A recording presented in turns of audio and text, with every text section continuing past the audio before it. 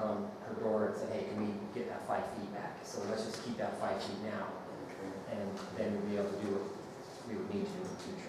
That means her setback on her house would be 5 feet, would be, was it?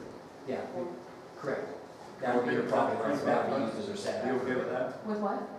What's the setback on the front end? 20 foot. 20 foot, that's what I thought. So you'd be 25 foot from the curb back. And here was our issue with that, which, when I took a meeting at RBC, we were under, I hadn't looked at that from what the setback was from the property corner, but when Craig got up and changed his mind in that meeting about, well, maybe we don't need to do that, he brought up the setback. If this doesn't go through to that, I will be back to the board to ask for variance, because I would have to go 20 feet back from my 21-foot property line. My house will sit 41 feet off the street.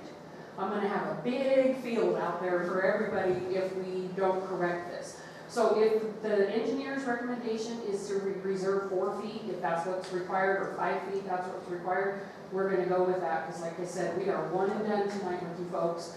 Vote your conscience and we're out. That was my question. Thank you, Yeah. Eric. So your motion, Councilman Spear, Is to abandon that street, deed it over to the Pittlars with the 5 foot setback. do I have a second? I'll second that. Second from Councilman Oliver. Is there any further discussion or questions?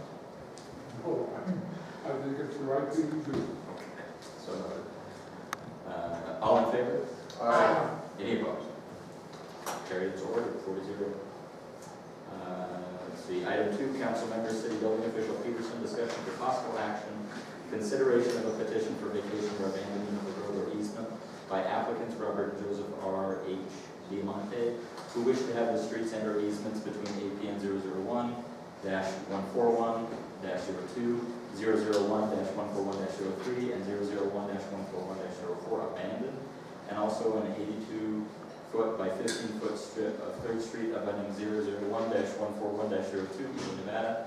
The general location is Ridley Street and 3rd Street, Eden, Nevada. What is the pleasure of the council on this item? I think we should move to table this item until we get a proper agenda. If there will be a law issue, I am in favor of this amendment, but the fact is that's very specific in that NRS. And it does, so I think the notice that was sent to the property owners does say 15, and then the one that was issued in the Ely Times says 25. So there is some confusion there. Does this cause any undue burden on the Diamantes if it goes until the 18th meeting? I don't know that it causes any additional burden on. But, I believe the last abandonment was very specific also in its wording, and you guys have just approved to abandon 5 foot, reduce that abandonment by 5 feet. So I'm not sure what that council's thoughts are on that. It will have to be noticed again. It does have to be noticed, yeah, for sure. This is to be one who's there. Can you read that? Where it says Yeah. It's exactly what it says, and it has to be specific. Well, it says it 10 means foot, no matter what the big more was, because you have all kinds of errors in the paper that get corrected, don't get corrected. What it says is that agenda has to match. it requires a clear and complete statement. Yeah. Right. So that is interpreted, you know, there's tons of AG opinions on that to interpret what that statement means. I think there are, it can account for slight deviations or errors in the agenda, where this is a 10-foot error. And it was properly noticed, at least in the Ely Times. It's on the fence. Well, gosh, if the law was clear, there's no good start for that. I just have a question for future. If we had noticed that discrepancy, could we have made that change at the beginning of the meeting or no? Because it's, Probably notice it's got to be 3 black and working days prior to. okay.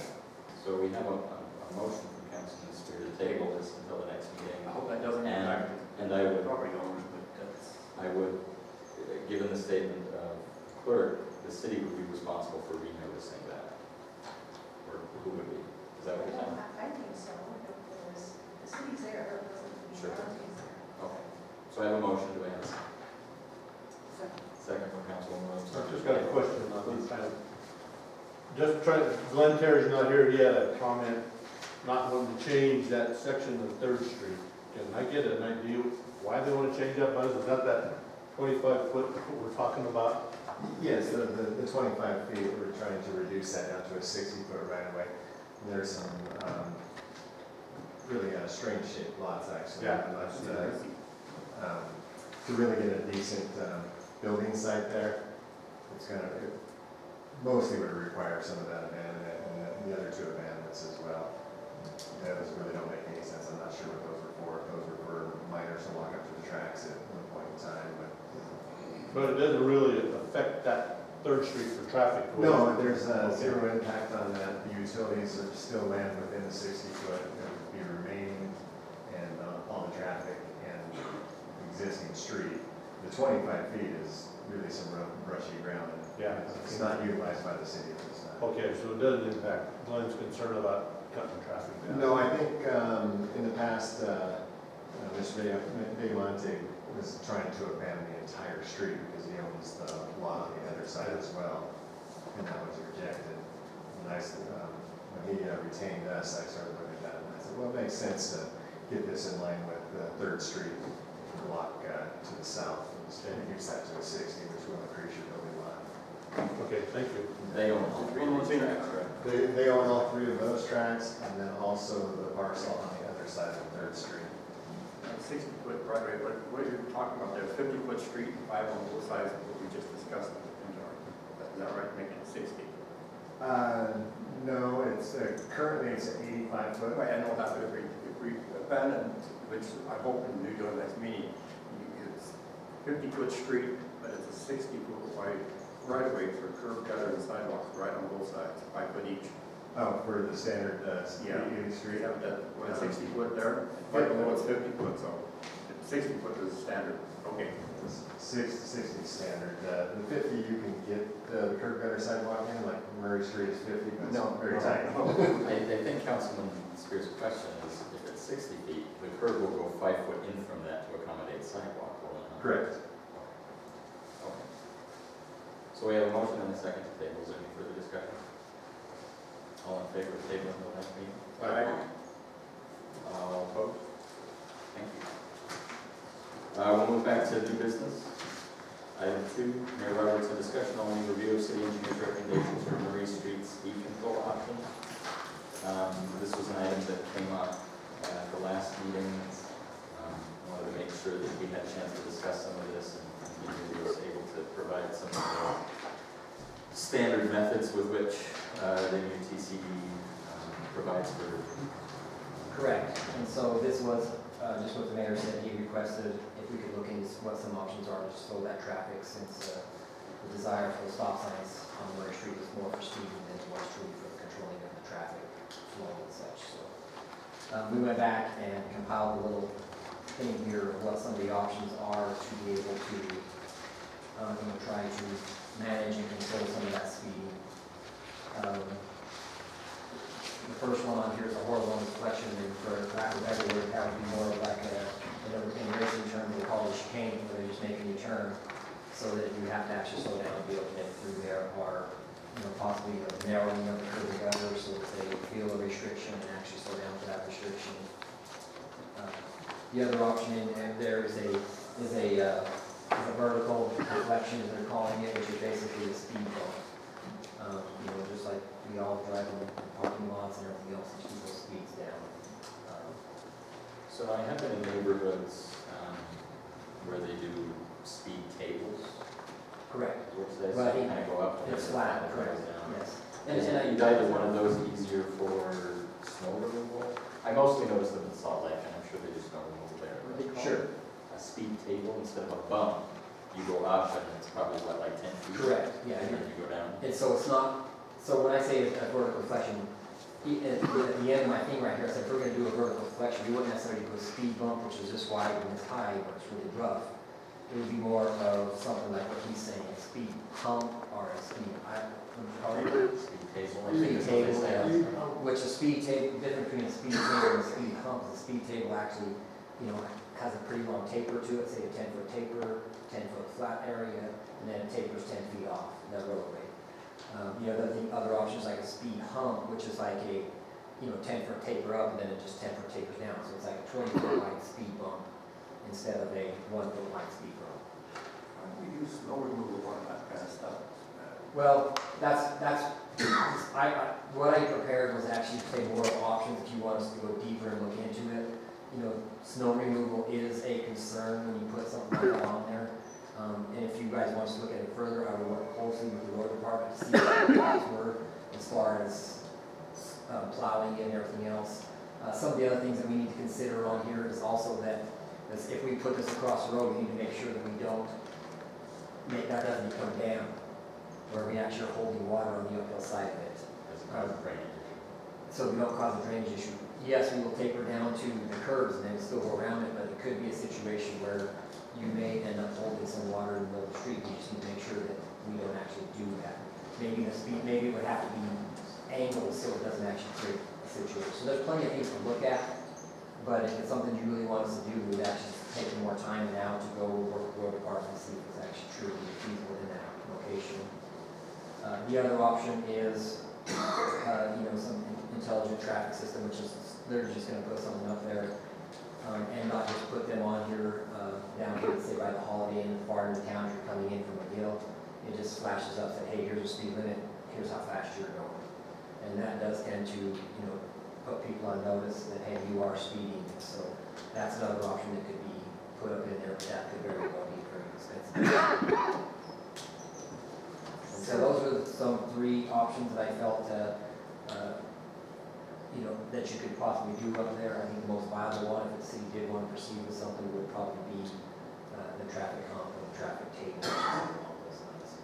That would be something that if you guys want to proceed, I think we would coordinate with the road department to see if they, something that they felt that they could construct themselves and how we could proceed about that. Councilwoman Margaret, did you have something to add? Yeah, I was just saying, so you're saying the vertical deflection is probably the best. Of the options, I think would be the best, possibly the cheapest, and something that we could possibly do in-house if we were to do that. I'd like to maybe stall off on this until we get all the construction done and see if the traffic's actually gonna pick up speed-wise, because we took out the stop signs. And I think we already got, if the school's gonna happen, which is going to, we've got slow children signs, we can put them staggered through there. Because again, are we gonna get more traffic? I don't know, but that's a terrible street for snow removal. In previous years, we've had residents get pissed off because we're plowing the snow in place we can, they're throwing shovels at our snow plow operators. I like your ideas, and I think the stationary signage, slow, children playing, and let our law enforcement do their business on it before we go study a little bit more. And this is a discussion. Oh, I'm sorry. Yes, I mean, that doesn't really know. And I don't know if it's too early. I mean, I know we're planning to pave that later this year. Yes.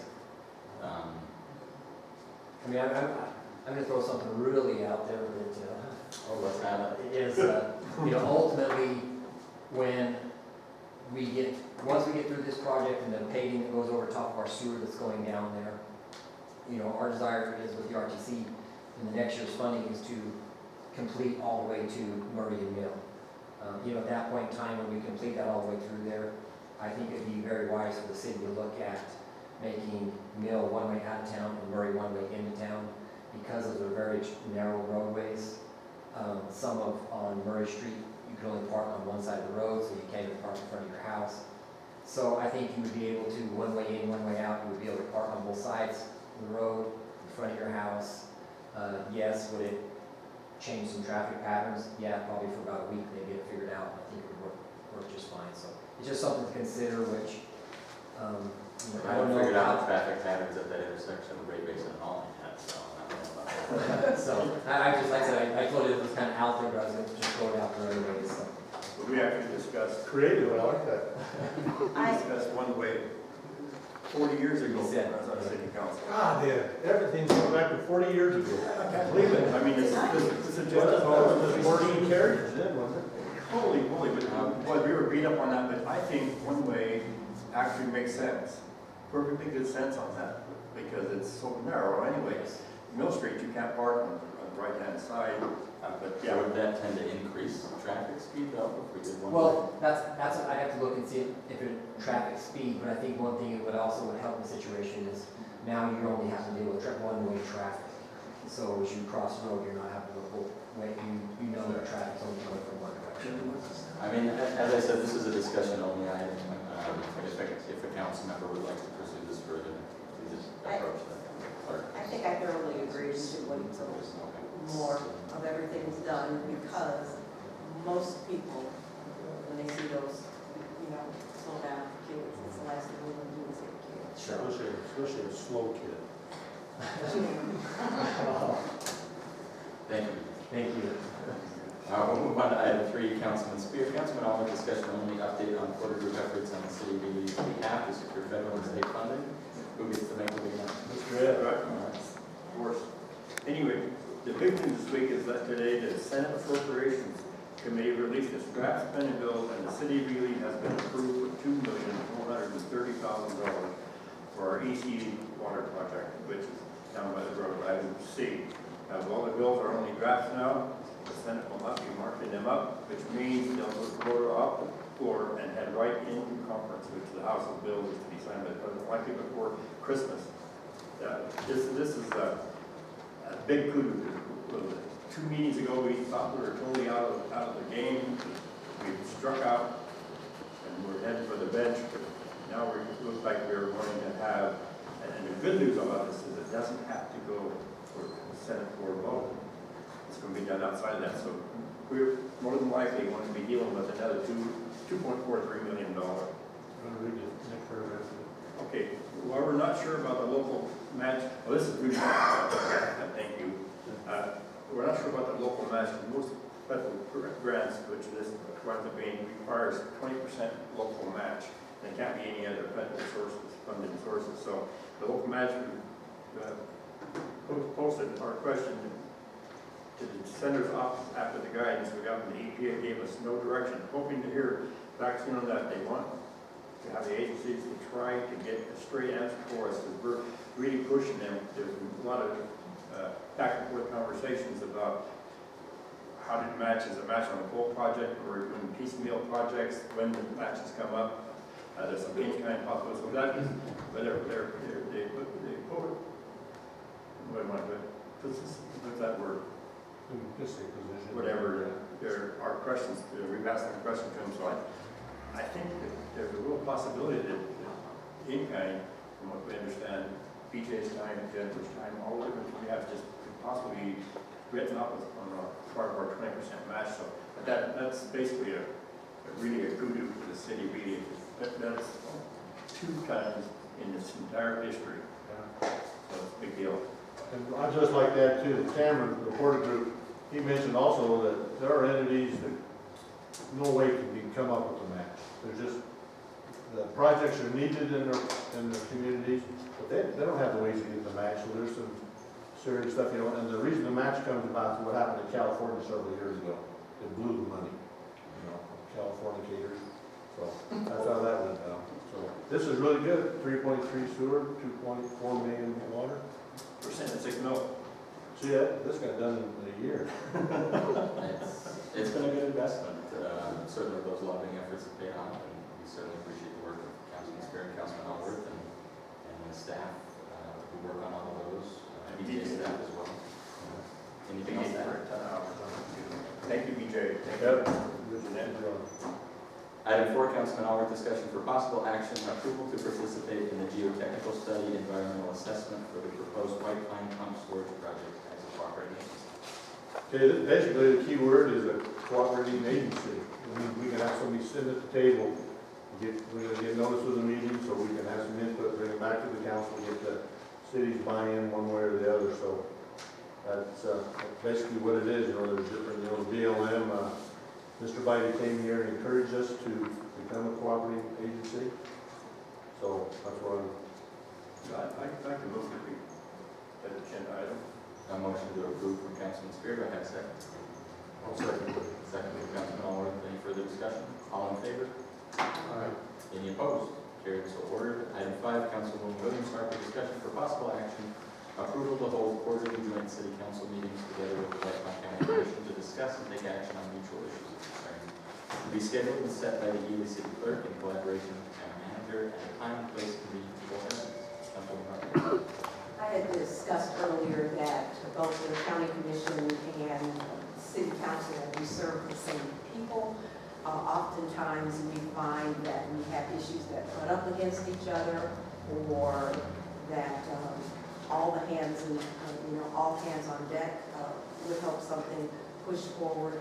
So I went to the commissioners meeting yesterday, and I was quite happy with their reaction. They said that they would like to meet with us. They also talked about how that had been a successful endeavor in the past. And they agreed that they think we could start with 2 meetings a year. Am I correct? 2 meetings a year. And I was just very happy about how enthused they were. There was not one person who did not agree. So I am hoping that perhaps our council feels the same way. I think it's a great idea. What's the pleasure of the council on this item? I'll make the motion to go along with the recommendation and the testing for twice a year. Motion from Councilman Oliver for twice a year, do I have a second? I'll second. Second from Councilman Williams. Harper. Any further discussion? All in favor? Any opposed? Carried, so ordered. With that, we'll move on to 9, public comment. Please state your name for the record. You'll have 3 minutes.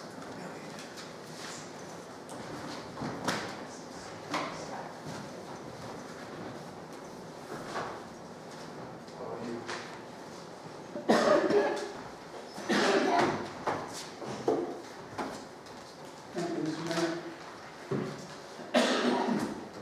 Mr. Mayor, I left off where you folks have failed to address city code violations by members of the planning commission and city council members. I mentioned that 4 or 5 of you are evaluating an individual, and yet you're looking the other way. You failed to have attractive nuisances, especially if that nuisance is a clear and present danger. In particular, Jack Taylor Park. You have an old boat next door, not fenced on, hasn't been fenced off for years. I brought that information to you folks, if you don't care, fine. I'm gonna look for an agency that help me come after you folks. If you don't care, that's fine. I was in the safety, security, fire industry for years for a major company, and what you guys are doing is a joke. You're going after the little guy, and you're stuck with enforcing law. It's not gonna cut it. May take some time, but you're sending me a message, I'm just telling you.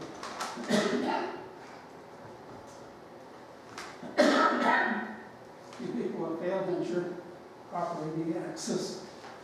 You failed to ensure proper ADA access on the sidewalk area across from the hospital clinic. New construction, people don't need to be in the road. You failed to enforce fence height standards in that same area required by city code. You failed to clean up graffiti throughout the city. You make the downtown look like the ghetto. That's another thing. You failed to address the lack of proper mandated ADA access on numerous corners located on the newly installed end-off project along Great Basin and East Dalton. I still have a 1-foot drop out of my property onto the sidewalk. I don't know what code you folks are following. I complained to the state. He hasn't responded. That's fine. I'll find somebody else. I talked about that boat. Here it is. You folks, 2 or 3 of you, along with the railroad work. Can't see that? You better look again.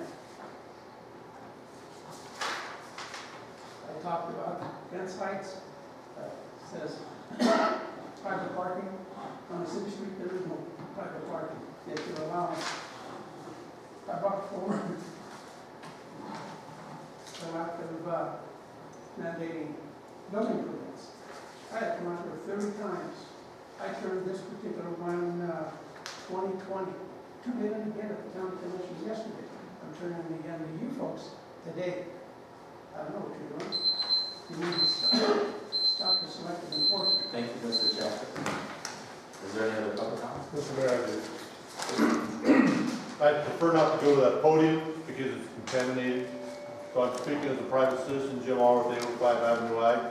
We have got to do something about Mr. Chachas's cough. That's one of the major symptoms of the new COVID, is dry hacking cough, rough sounding voice. He sat here and there's 15, 20 people in here, Mr. Mayor. We don't know. He takes his mask off. Why is he wearing a mask to start with? To prevent spread of germs. When he pulls it down, is he contaminating that thing? So we've got to enforce the law about possible contamination of the whole cotton picking building here. He's up there, pulls his mask down, all of it. That's one of the symptoms of the latest COVID variants. Are you a doctor? Any other public Thank you. comment? Carrie Cooper, 1417 Mill Street. Thank you. That was a pleasure to get through the meeting with you tonight. But in my haste, I neglected to say thank you to the city water department. We had a medical emergency. We were flown out of town a week ago. We had a water emergency prior to 7 a.m. in the morning. I called Mr. Craycraft on his cell phone, and he went to assist in ceasing the water problem in my house until I could get a plumber there to get it taken care of. And so I do think that the employees, Jennifer very much deserved her raise, as does Jeanette and everybody else, because the city employees do respond. When you have a dire emergency, they are there to help the little guy. So thank you for that. Any other public comment? Hearing and seeing none, we'll close public comment. I'll entertain a motion to adjourn. So moved. Motion from Councilman Aller, second from Councilwoman Williams Harper. All in favor? Aye. Meeting adjourned. We got to stay? Just for a minute.